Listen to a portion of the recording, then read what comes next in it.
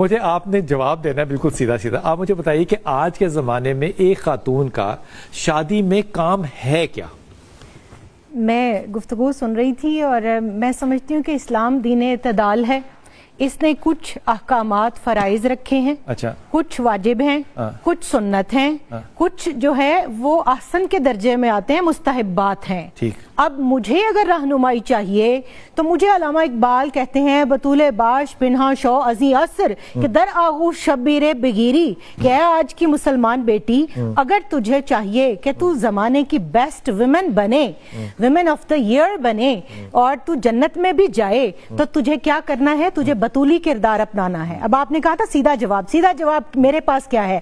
آئیے کاشانہ سیدہ فاطمہ تو زہرا سلام اللہ علیہا میں ساس موجود ہے, سسر کا انتقال ہو چکا, سیدنا ابو طالب وصال فرما چکے مکہ میں, سیدہ فاطمہ بنت اسد رضی اللہ تعالیٰ عنہ موجود ہیں. آپ صلی اللہ علیہ وسلم نے نہیں کہا کہ علی الگ گھر لو میری بیٹی کے لیے. حضرت فاطمہ رضی اللہ تعالیٰ نے نہیں فرمایا کہ اے مولا کائنات میرے لیے الگ گھر لیں. آپ انہی والدہ کی خدمت کرتی ہیں, آپ گھر کا سارا کام اپنے ہاتھوں سے کرتی ہیں, آپ بچے بھی پیدا کر رہی ہیں, ان کو دودھ بھی پلا رہی ہیں, اور لیکٹیشن کے چارجز بھی نہیں کر رہی, چکی بھی چلا رہی ہیں, اور گھر کے کپڑے دھو رہی ہیں, بچے بیمار ہیں تو روزے رکھ رہی ہیں, اور پھر آپ کنویں سے پانی لاتی ہیں مشکیزے میں, اور آپ کے کاندھے کے اوپر جو ہے وہ گھٹے پڑ جاتے ہیں, آپ آٹا گونتی ہیں, آپ چکی پیستی ہیں, روٹی بناتی ہیں, سب کام کرتی ہیں, ہمسایوں کی خبرگیری کرتی ہیں, پھر ساس کی خدمت کرتی ہیں. اور قربان جائیں سیدہ فاطمہ بنت اسد سلام اللہ علیہا کے فرماتی ہیں کہ اے شہزادی کونین, آپ سارا دن بچوں کے اور گھر کے کام کاج میں تھک جاتی ہیں اور آپ میری بھی خدمت کرتی ہیں.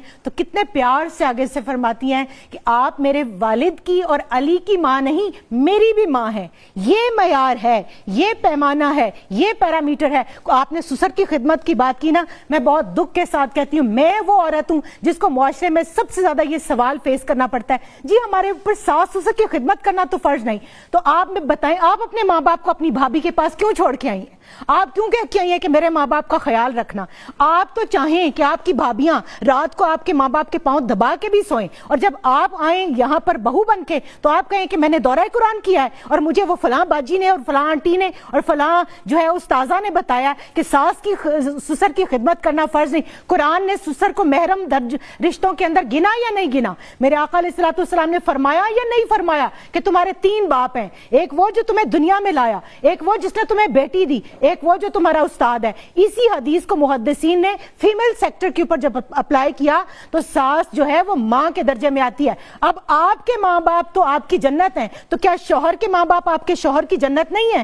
تو آپ ان کی جنت کو ان سے دور کر کے آپ جو بات کر رہے ہیں نا, سب سے پہلا کام کیا ہے؟ اپنے شوہر کی اور اپنی عزت کی حفاظت کرے گی, اس کے مال کی حفاظت کرے گی, اپنے شوہر کو راضی کرے گی, اور اس کے بعد اس کے بچے پیدا کرے گی. پھر ان بچوں کی رعیت اس عورت کے اوپر ہے. وہ یہ نہیں کہہ سکتی کہ میں ان کی تربیت نہیں کروں گی, وہ تربیت کی ذمہ دار ہے, وہ رائیہ ہے, اس سے گھر کی اور ان بچوں کی تربیت کی پوچھ ہوگی. اور اس کے بعد اگر وہ اپنے شوہر کو سپلٹ کرتی ہے تو وہ یہ دیکھے کہ وہ اپنے شوہر کو, جس کو پال پوس کے جوان کر کے آپ کی آنکھ کا تارا بنایا, آپ کے ماں باپ کا آئیڈیل بنایا, آپ اس کو جب الگ کریں گی تو آپ اس کو دوزخ میں دھکیل رہی ہیں, آپ اس کو جنتی نہیں بنا رہی, آپ اس کی معاون بن رہی ہیں دوزخ کے اندر.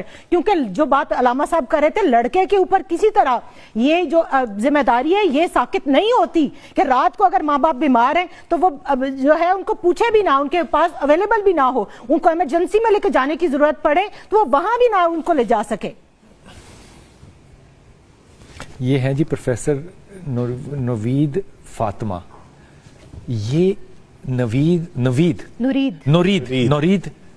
فاطمہ جو ہے نا, یہ آپ ساروں کے ممبر پہ بھاری ہے, ایمانداری سے کہیے. ممبر تو ہمارا ہے ہی نہیں رسول اللہ. میں مثال کہہ رہا ہوں نا, سب پہ بھاری ہے. ٹھیک ہے, لیکن جو اس خاتون نے بات کی ہے نا, یہ بات یہ ہمارے علماء کیوں نہیں کرتے؟ پوچھنے والی بات ہے.